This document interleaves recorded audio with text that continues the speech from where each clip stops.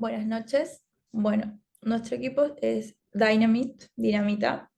Está formado por la que le habla, Alvia Gama, Leo Chávez y Luz Díaz. Bien. En nuestro grupo decidimos usar el lenguaje de Kotlin. Bueno, les voy a hablar un poco de lo que fue el origen de este lenguaje. Fue creado por JetBrains.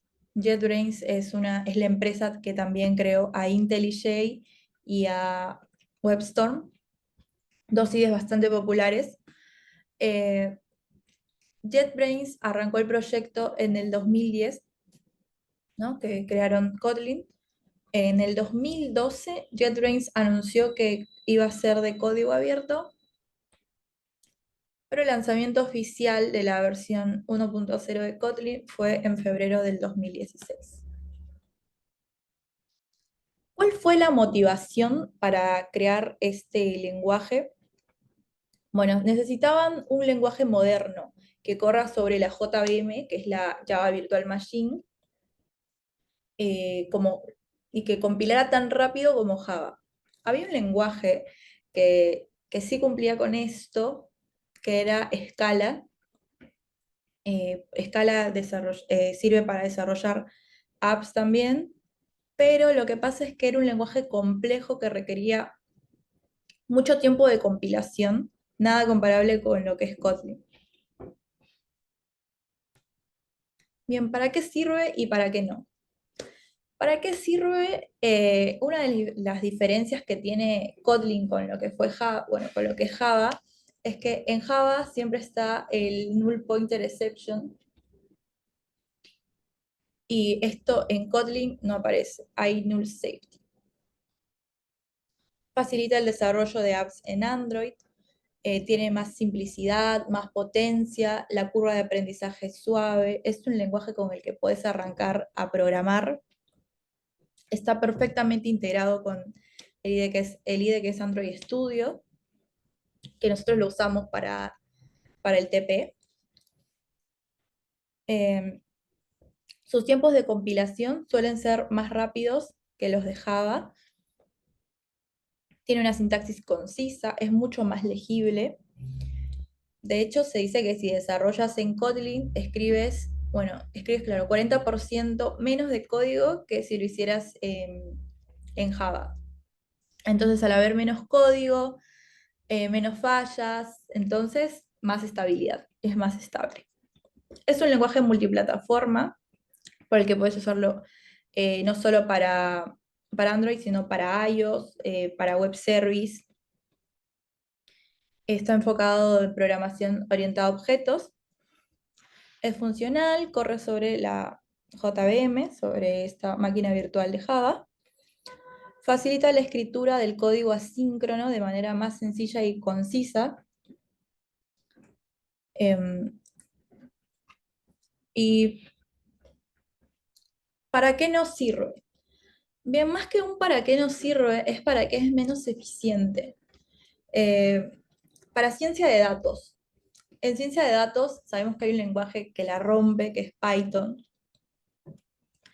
Bueno, si bien Kotlin está haciendo mejoras para integrarse a este área, todavía no tiene el alcance y el rendimiento en el área como lo tiene Python, ¿no? En Python nosotros tenemos las bibliotecas de Matplotlib, NumPy, Pandas, Scikit-learn, TensorFlow, eh, PyTorch, entre otras.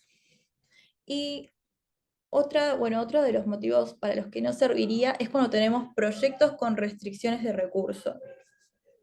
No es óptimo en dispositivos con recursos limitados. ¿Por qué pasa esto? Porque Kotlin, al ser un lenguaje que corre arriba de una máquina virtual, va a ocupar más recursos que lo harían los lenguajes nativos.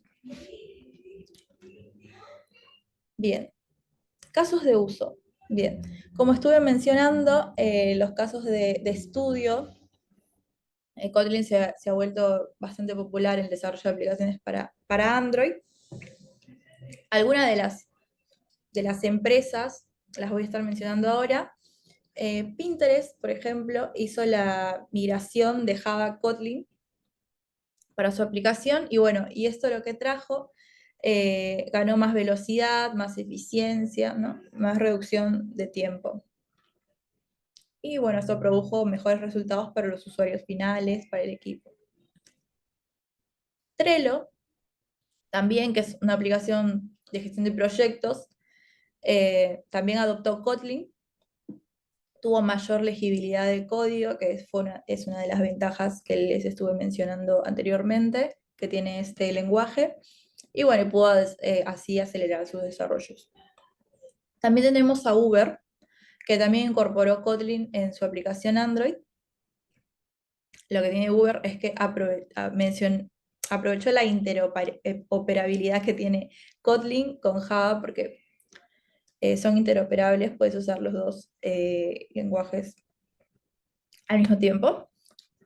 Y Netflix sí usó el 100%, está basado en Kotlin. Bien, acá menciono algunas de las que me faltaron porque no llegué a hablar de todas. Pinterest, Google, LinkedIn, Uber, Netflix, Amazon, Duolingo y bueno, y Trello. Algún dato de color fue que Google fomenta el uso de Kotlin en la documentación oficial de Android y proporciona herramientas para que faciliten la migración de Kotlin a los proyectos, ¿no? Acá tenemos el iconito de, de Android, que fue, bueno, recomendado por Google para que usen Kotlin.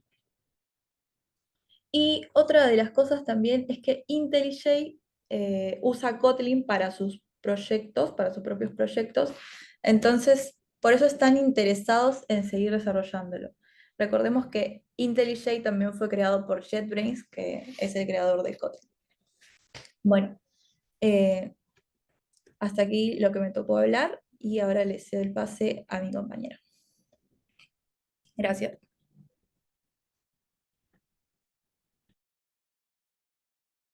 Para pasar a uno de los puntos avanzados que vimos en clase, podemos empezar con lo que sería el manejo de memoria. En Kotlin, el manejo de la memoria se realiza principalmente a través de un recolector de basura, el garbage collector, que es el componente, es el responsable de identificar y liberar la memoria que ya no es accesible ni utilizada por la aplicación. Esto es muy bueno por lo que a diferencia de algunos lenguajes que requieren una gestión manual de la memoria, Kotlin delega la mayoría de las responsabilidades de liberación de memoria al recolector de basura, por lo que esto simplifica el desarrollo al reducir la carga en los programadores para gestionar manualmente la asignación y la desasignación de memoria.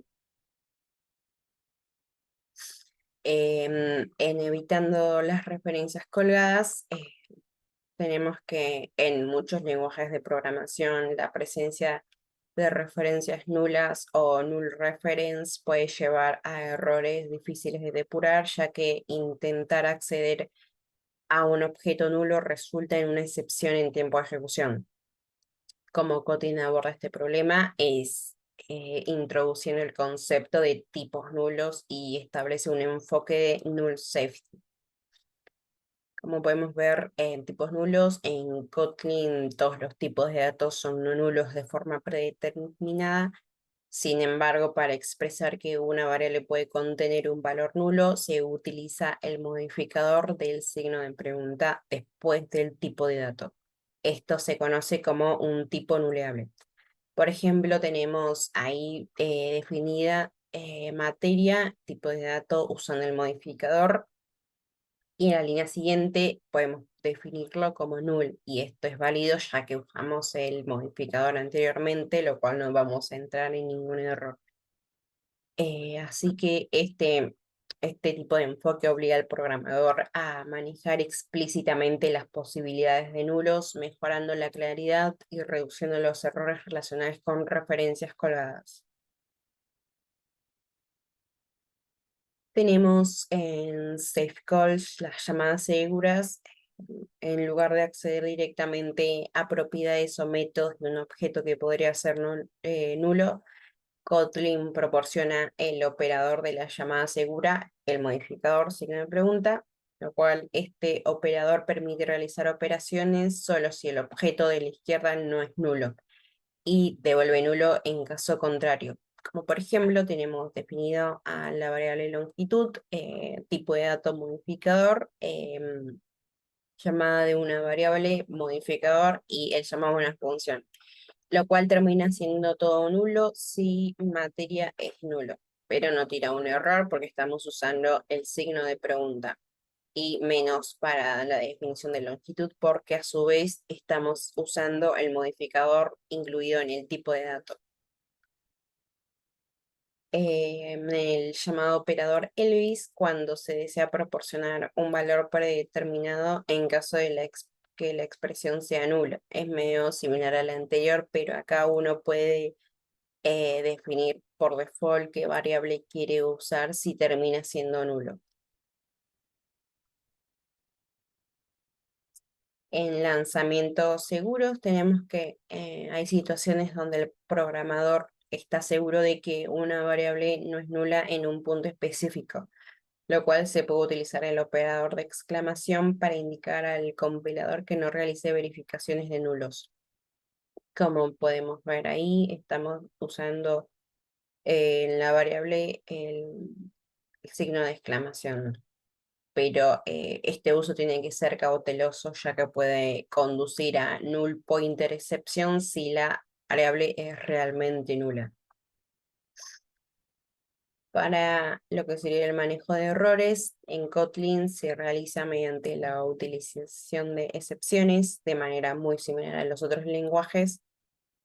Como podemos ver un ejemplo, em, como tenemos el try catch, que es muy usado en otros lenguajes, que tiene el punto clave, sería la palabra clave utilizada el try. Lo que tiene Kotlin igual es que tiene el llamado finally, que sería para el bloque con opcional de código que se ejecuta siempre ocurra una excepción o no.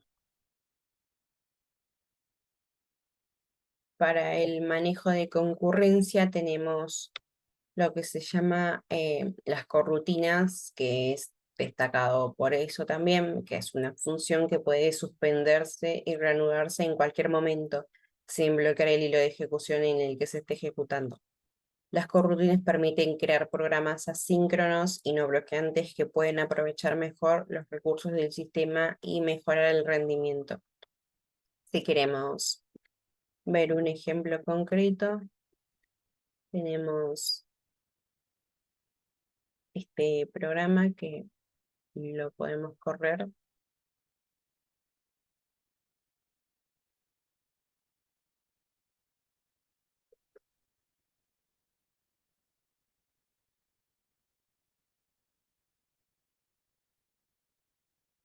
Tenemos que dentro de la función main se esté ejecutando la función runBlocking para crear un alcance de corrutina que bloquea el subproceso actual hasta que todas las corrutinas de su alcance se completen. Por lo que vamos a tener que se va a ejecutar tarea 1 y tarea 2. Si queremos verlo desde un punto de vista de la concurrencia, el código hace lo siguiente. Crea un subproceso principal que ejecuta la función main. Dentro del subproceso principal crea un subproceso secundario que ejecuta el alcance de corrutina. Dentro del subproceso secundario se crean dos tareas que se ejecutan de forma secuencial, pero que se pueden suspender durante 2 segundos cada una. O sea, definimos acá que, haya una demora de 2 segundos. Mientras las tareas se suspenden, el subproceso secundario puede ejecutar otras corrutinas que se inician en el mismo alcance si las hubiera. Cuando las tareas se reanudan, el subproceso secundario las completa y muestra el resultado en consola. el subproceso principal espera a que el subproceso secundario termine, mostrando un mensaje de espera en la consola. Por lo que tenemos que el hilo principal va a seguir su ejecución y a su vez tenemos que se van a estar en la espera de los 2 segundos para que estos mensajes terminen imprimiéndose para que finalmente cuando terminen de imprimirse esto se termine el programa.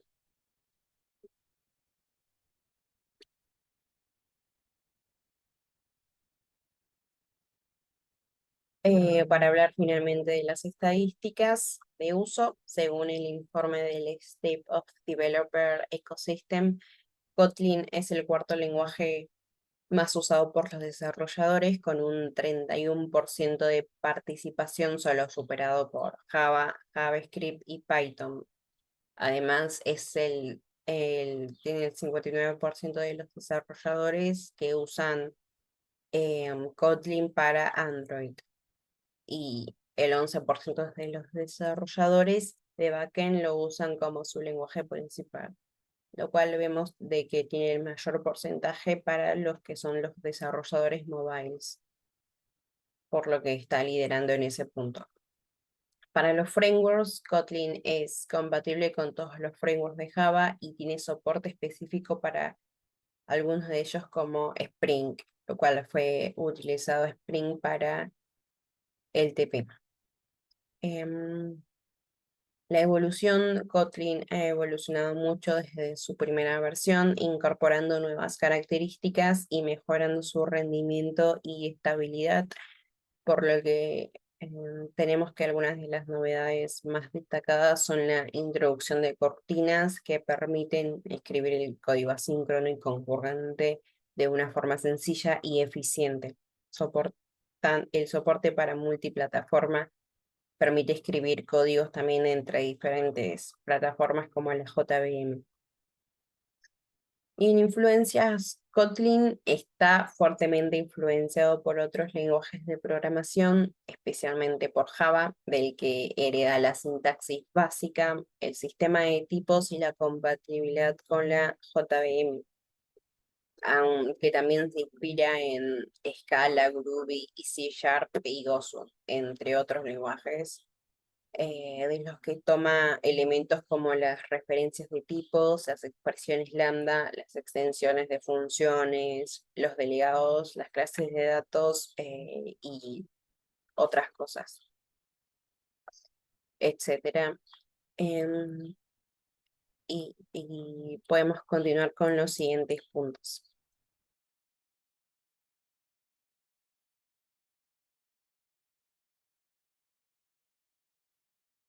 Bien. Uno de los elementos que podemos hablar acerca de Kotlin viene a ser el paradigma de programación. Kotlin de por sí es un lenguaje de programación multiparadigma que combina aspectos de la programación orientada a objetos como la programación funcional. Ahora, con respecto al primer punto, digamos, se pueden crear clases, objetos, encapsular propiedades y comportamientos en clases, y utilizar herencia y polimorfismo, que son, digamos, las bases de dicho paradigma. Pero además de esto, Kotlin lo que tiene de interesante es que suma ciertas características que mejoran la programación orientada a objetos, como las denominadas data classes, que simplifican la creación de clases de datos inmutables con facilidades automáticas, para métodos como toString, equals y hashcode. ¿Por qué? Eso sería en lenguajes como Java. Bueno, si uno quiere realizar la comparación entre dos objetos, decir, bueno, estos dos objetos son iguales, lo que terminaba haciendo en Java era comparar las direcciones de memoria, las referencias. Y salvo que se trate de la misma referencia, siempre, siempre o en la mayoría de los casos va a devolver falso. Entonces, una manera para poder digamos, decir o evaluar de acuerdo a alguna regla de negocio que dos objetos son iguales es, bueno, mediante equals y hashcode, donde nosotros podemos definir, bueno, a partir de qué atributos voy a considerar yo que dos objetos son iguales, ¿no? En cuanto a sus valores que almacenan esos atributos. Y Si yo quisiera representar esa información del objeto, en aquel momento, en ese preciso momento, ¿qué valores almacena? Bueno, utilizábamos el toString en ese caso. Bueno, lo que tiene de interesante Kotlin es que las data classes ya lo implementan por detrás y nos abstraen totalmente de tener que definirlos como lo hacíamos en Java. ¿Sí? Eso es lo que tiene de interesante. Bueno, otro punto viene a ser la programación funcional, ¿no? Como habíamos dicho, era multiparadigma Kotlin. ¿Esto qué quiere decir? Quiere decir que, digamos, las funciones en Kotlin se puede tratar como ciudadanos de primera clase, es decir, como si fuese lo esencial del lenguaje. ¿Mm? Podemos nosotros asignar funciones a variables, pasar funciones como argumentos y devolver funciones como resultados, los denominados callbacks en otros lenguajes como JavaScript. La sintaxis concisa de Kotlin, junto con la capacidad de trabajar con expresiones lambda y funciones de orden superior, facilita la adopción de patrones de programación funcional, ¿no? Bueno, en este ejemplo que les mostramos, acá tenemos una variable suma, la cual almacena una función lambda, una función anónima. Tenemos una función operation que tiene definido tres parámetros, a, b, que son enteros, y una función dicha función está definida porque recibe dos parámetros y devuelve un entero como resultado. Y por dentro esta función operation llama, invoca a la función que se pasa por argumento y le pasa los parámetros a y b. Y acá en la variable resultado va a recibir aquello que devuelva la función operation, pasándole los valores 3 y 4, y la referencia, o mejor dicho, la variable sum que almacena un lambda, ¿sí? Es un ejemplo facilito para mostrar, digamos, qué se puede hacer con Kotlin en lo que respecta a programación funcional, ¿sí? Bueno, otro ítem a mencionar es, ¿qué es? ¿Compilado o interpretado Kotlin? Bueno, Kotlin es un lenguaje compilado. Digamos, el código fuente se compila a bytecode de la máquina virtual Java, lo que significa que puede ejecutarse en cualquier máquina virtual Java compatible, es decir, es interoperable, ¿sí? Se puede ejecutar en cualquier sistema operativo. Ahora, eh, ¿qué quiere? Metiéndonos un poquito en detalle en lo que respecta a compilado, digamos, el código fuente de Kotlin se traduce a un formato intermedio llamado bytecode durante el proceso de compilación. No se especifica la arquitectura donde se ejecuta el programa final, sino que está diseñado para ser ejecutado en una máquina virtual de Java. La JVM es responsable de ejecutar el bytecode y proporciona la abstracción necesaria para que el programa se ejecute de manera independiente de la plataforma, ¿sí? Es decir, en cualquier sistema operativo, básicamente. Hablando un poquito más de la máquina virtual, la JVM es el entorno de ejecución que nos permite ejecutar el bytecode a partir de un código fuente de Kotlin y que se ejecute en diferentes plataformas sin necesidad de recompilación. Digamos, esto lo que nos aporta es portabilidad y flexibilidad, ¿sí? Entonces acá hay un pequeño diagrama donde, digamos, resume básicamente todo lo que se mencionó anteriormente, es decir, podemos tener un código de Java, un código de Kotlin o cualquier otro código de cualquier otro lenguaje, siempre y cuando exista algún compilador de ese determinado lenguaje que permita traducirlo a un Java bytecode, y ese Java bytecode lo va a poder ejecutar la JVM, ¿sí? Digamos, rápidamente menciono ese resumen.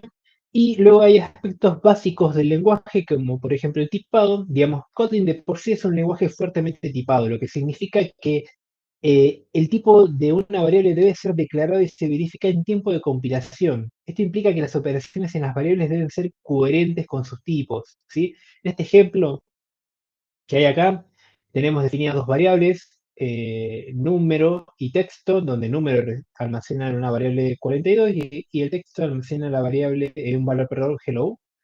La primera es de tipo entero, la segunda es de tipo string. No se puede realizar la operación de la suma porque, de nuevo, no son coherentes los tipos. Y esto da un error de compilación, ¿sí? Pero además de que es, digamos, fuertemente tipado, también, digamos, Kotlin nos permite poder inferir los tipos. Esto significa que en muchos casos el compilador puede deducir automáticamente el tipo de una variable a partir del contexto en el que se utiliza.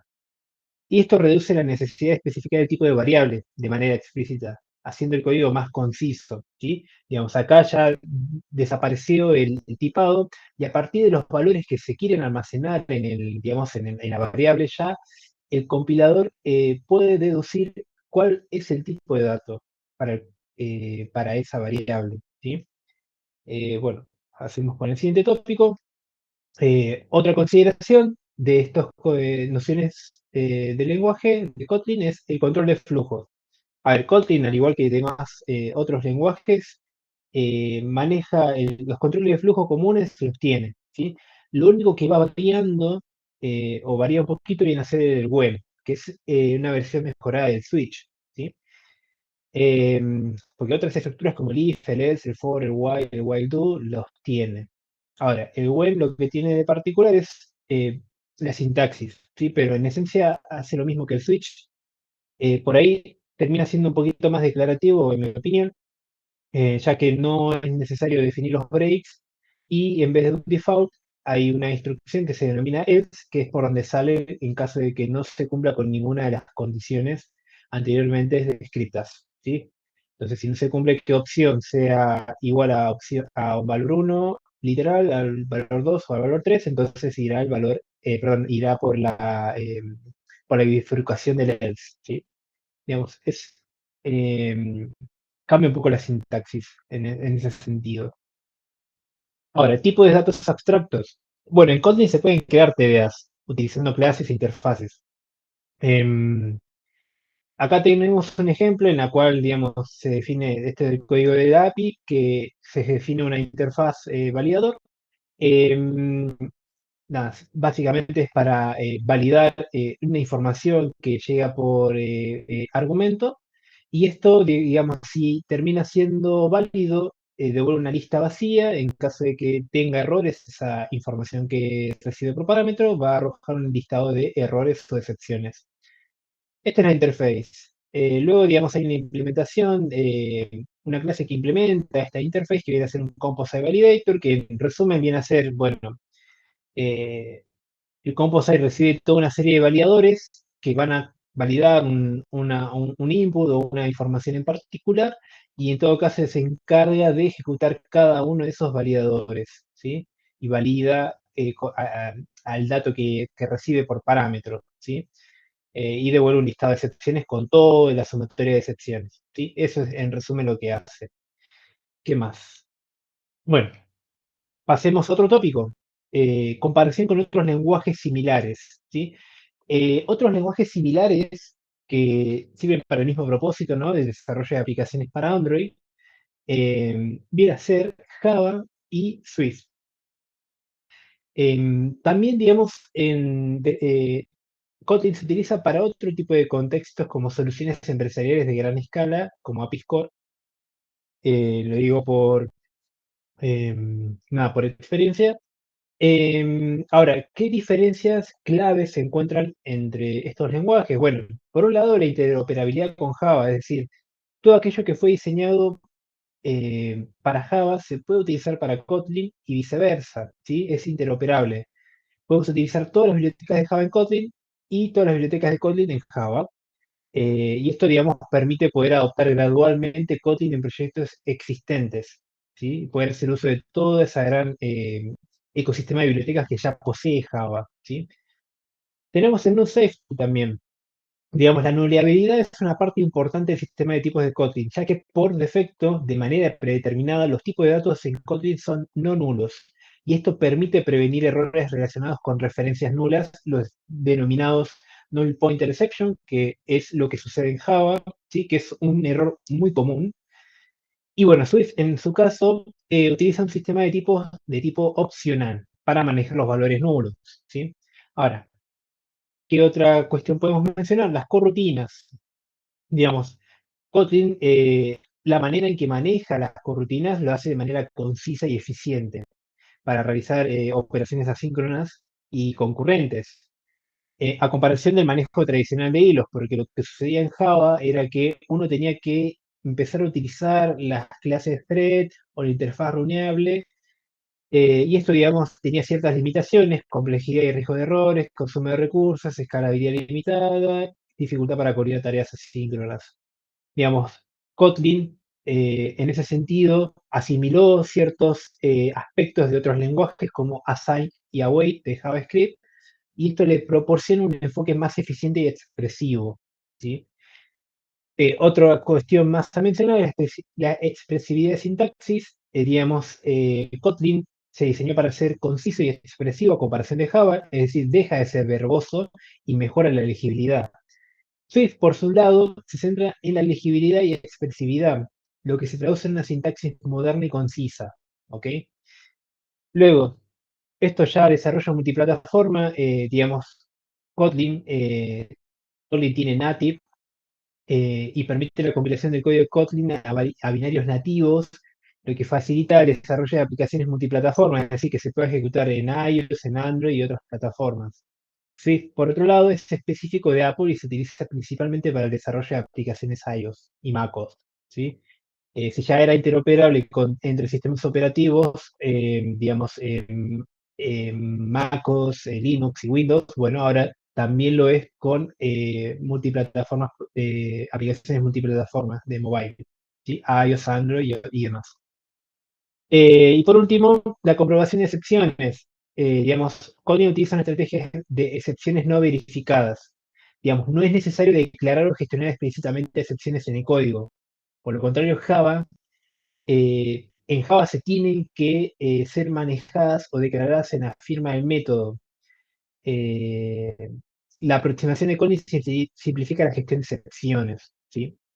Bueno, más allá de esto, no hay mucho más que mencionar. Ya con esto daríamos por finalizado estos últimos temitas, ¿sí?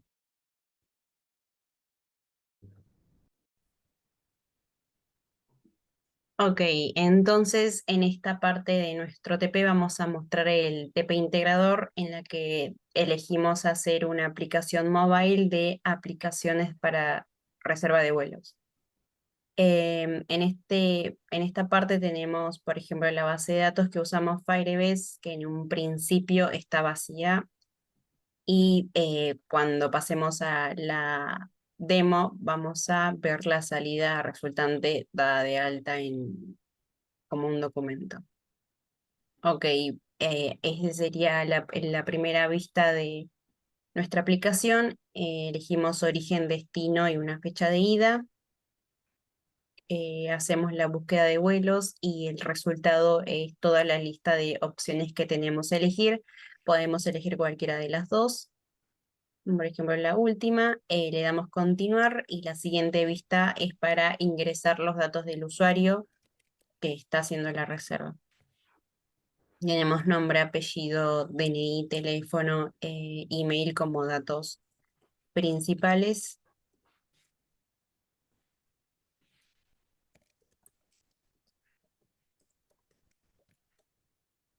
Y para cuando le damos clic al finalizar la reserva, lo que nos va a tirar entonces es el código del ID generado por la API. Y a su vez entonces vamos a mostrar que en la base de datos se generó correctamente la reserva que acabamos de hacer con los datos correctamente llenados. Bueno, ahora vamos a explicar un poco del el código del front, un vistazo rápido de lo que serían las distintas vistas y cómo las fuimos implementando. Bueno, para empezar, Areli va a empezar explicando la primera vista. Bueno, la primera vista es la de Search Flights Activity, en donde le pedimos al usuario que ingrese origen y destino y la fecha de ida. Bien, esto de acá, el Find View ID, las activities son pantallas que se van a presentar en el front. Cuando creamos una activity, siempre se va a crear un XML, que es donde vamos nosotros a darle diseño a nuestras pantallas. En este caso, bueno, se van a relacionar por un ID. Nosotros le pusimos ID a cada origen, destino, al input del usuario. Y por esto se van a relacionar con los XML de esta forma. Acá podemos ver el ID del origen y así para todos. Bien, después tenemos que cuando nosotros seleccionemos, acá validamos que todo esté seleccionado, que haya seleccionado el calendario, que los campos no estén vacíos, y tenemos nuestro intent. Lo que hace intent es moverse de pantallas. Para este caso le decimos que desde esta activity que estamos parados queremos ir a la siguiente flylist activity. Y pasamos extra, los extras son variables que vamos a usar después en otras pantallas. Entonces decimos pasar origen, destino y la fecha elegida. Y pasamos a la activity de flylist activity.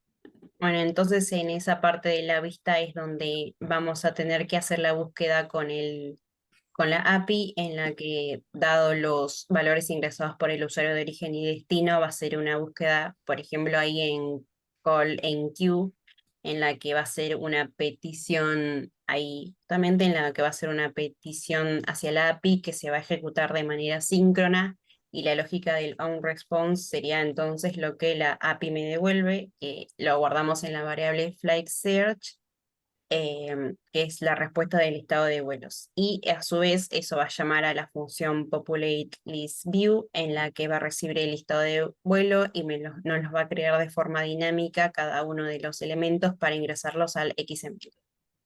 Esta sería la segunda vista. Entonces la siguiente vista sería el llenado de datos del usuario. Y pasamos a la siguiente vista con otro intent, que sería el Process Reservation Activity. Bien, el Process Reservation Activity, acá nosotros le decimos, le pedimos los datos al usuario para que los llegue a completar, nombre, apellido, el teléfono. Nos fijamos de que sea válido, para que sea válido todos los campos tienen que estar llenos. Y después hacemos una petición a la API, y si es que es correcta, nos va a mover de pantalla, otra vez con otro intent, del Process Reservation Activity al Show Reservation Activity. Y en caso de que falle, bueno, va a tirar un mensaje de error, que fue un error al crear la reserva. Claro, entonces en la última vista solo tenemos que nos devuelve el ID para que el usuario pueda leerlo, que sería lo que nos arrojó la API. Esto sería la explicación rápida y por encima del frontend. Ahora pasamos en la explicación de código del backend, que lo va a estar dando Leo.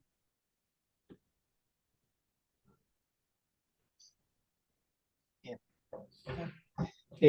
Bueno, en lo que respecta al backend, como habían mencionado en el front, utilizaron dos endpoints, uno para consultar los vuelos y otro para consultar todo lo que respecta a, em, perdón, crear una reserva.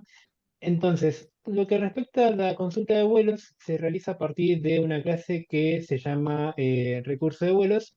Y recurso de vuelos lo que tiene de particular es que la información la saca de cuatro archivos, ¿sí? De cuatro archivos SB, Latam, JetSmart, Flybondi, Aerolíneas. Esto más que nada para poder simular un poco lo que viene a ser la concurrencia.